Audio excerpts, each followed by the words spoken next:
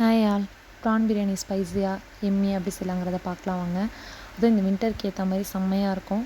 500 gram PRAN எடுத்திருக்கேன். இதுக்கு நான் ஸ்க்ரீனில் வந்துட்டு என்னென்ன மசாலாஸ் ஆட் பண்ணணும் அப்படிங்கிறத கொடுத்துருக்கேன். அதை நீங்கள் ஸ்க்ரீன்ஷாட் எடுத்து வச்சு அதே மாதிரி மேரினேட் பண்ணி வச்சுக்கோங்க. நான் மேரினேட் பண்ணிவிட்டு ஒரு 20 மினிட்ஸ் ஃப்ரிட்ஜில் வச்சுட்டேன். மசாலா நல்லா கோட் ஆகணும் அப்படின்னு சொல்லிட்டு பிஃபோர் நைட்டே மசாலா மேரினேட் பண்ணி ஃப்ரிட்ஜில் வச்சு மறுநாள் காலையில் நம்ம பிரியாணிக்கு யூஸ் பண்ணோம் அப்படின்னா இன்னும் டேஸ்ட்டாக இருக்கும். ஓகே, வாங்க இப்போ பிரியாணி எப்படி செய்யலாங்கிறத பார்த்துடலாம். ஒரு சட்டியில் ஆயில் ஆட் பண்ணிக்கோங்க. ஒரு ஆனியன் ஸ்லைஸாக கட் பண்ணி ஆட் பண்ணிக்கோங்க. இது ஃப்ரைட் ஆனியன் செய்கிறதுக்காக தான் ஆட் பண்ணியிருக்கேன். இதை அப்படியே செப்பரேட்டாக எடுத்து ஒரு பிளேட்டில் வச்சுக்கோங்க. சேம் அதே சட்டியில் ஒரு டேபிள் ஸ்பூன் கீ ஆட் பண்ணிக்கோங்க. 4 டேபிள் ஸ்பூன் ஆயில் ஆட் பண்ணிக்கோங்க. பெப்பர், குமின் ஃபைனல் ஆட் பண்ணிக்கோங்க. கறி லீஃப் ஆட் பண்ணிக்கோங்க. 3 ஆனியன் ஸ்லைஸாக கட் பண்ணி ஆட் பண்ணியிருக்கேன். அது நல்லா இதோடு சேர்த்து நல்லா மிக்ஸ் பண்ணிக்கோங்க. மிக்ஸ் பண்ணிவிட்டு க்ரீன் சில்லி பொடியாக கட் பண்ணி சேர்த்துருக்கேன். அதையும் ஆட் பண்ணிக்கோங்க. Ginger garlic paste 1 spoon add பண்ணிக்கோங்க. ஆட் பண்ணி நல்லா மிக்ஸ் பண்ணிக்கோங்க. அது ஒரு ரா ஸ்மெல் போகிற வரைக்கும் நல்லா வதக்கிக்கோங்க.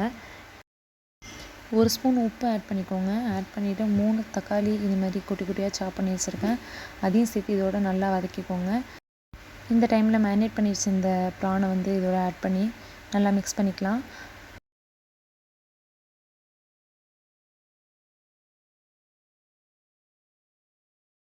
இந்த பிரியாணிக்கு தனியாக எதுவுமே நம்ம மசாலா சேர்க்க போகிறது கிடையாது. மேரினேட் பண்ணி வச்சுருந்த ப்ரானில் உள்ள மசாலாஸ் மட்டும்தான். இப்போ 1 கப் வாட்டர் ஆட் பண்ணிக்கோங்க.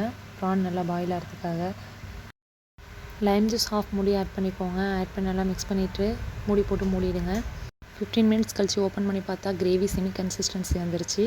நான் ஆல்ரெடி பாஸ்மதி ரைஸ் 1/2 kg எடுத்துகிட்டு குக் பண்ணி இது மாதிரி ஃபில்டர் பண்ணி வச்சுட்டேன். 80% ரைஸ் குக் ஆகிருந்தால் போதும். இப்போ அந்த கிரேவி மேலே ரைஸை ஸ்ப்ரெட் பண்ணி விட்டுறலாம். ஆல்ரெடி நம்ம ஃப்ரை பண்ணி வச்சுருந்த ஆனியன் எடுத்து இது மாதிரி ஸ்ப்ரெட் பண்ணி விட்டுருங்க. கார்னிஷ்காக கொரியாண்டர் லீஃப் கட் பண்ணி வச்சுருக்கேன். அதையும் சேர்த்துக்கோங்க. அப்படியே மூடி போட்டுட்டு ஸ்டவ்வை லோ ஃப்ளேமில் 20 மினிட்ஸ் விட்டுடலாம். 20 மினிட்ஸ் அப்புறம் நம்ம லிட் ஓப்பன் பண்ணி பார்த்தோம் அப்படின்னா எம்மின் ஸ்பைஸியான ப்ரான் பிரியாணி ரெடி ஆகிடுச்சு. சுட சுட சர்வ் பண்ணுங்கள். ப்ரான் பிரியாணி சாப்பிட்டு என்ஜாய் பண்ணுங்கள். மறக்காமல் கமெண்ட் பண்ணுங்கள் எப்படி இருக்குன்னு சாப்பிட்டு.